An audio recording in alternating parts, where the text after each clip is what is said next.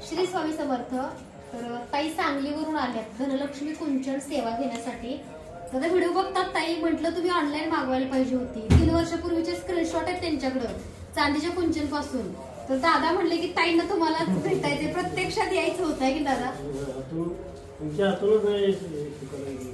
ट्रेनने आलेत आणि अनुभव आले पण यायचं बरं का. अनुभव आल्यावरती बरेच लोक विसरतात, म्हणजे घेतात सेवा, अनुभव पण चांगला येतो, पण अनुभव सांगायला किंवा भेटायला येत नाहीत. असं नाही केलं पाहिजे. हा, आपण ज्या देवाच्या ठिकाणी जातो, नवस बोलतो, नवस पूर्ण झाले आपण जातो की नाही, तर तशाप्रमाणे बघा, एकच अपेक्षा तुम्ही अनुभव आल्यावरती इथपर्यंत यावं, सांगावं की ताई तू कुंचन सेवेमुळे आम्हाला खूप छान अनुभव आला किंवा तुमचं चांगलं झालं, या ऐकाय मला सुद्धा बरं वाटतं. तुम्ही मेसेज कमेंट करता, त्याच्या माध्यमातून रिव्ह्यू तर तुम्ही देताच, पण प्रत्यक्षात आले तर वेगळा आनंद होतो की ह्या सेवेमुळे अनेक हजारो लोकांचा चांगलं झालंय.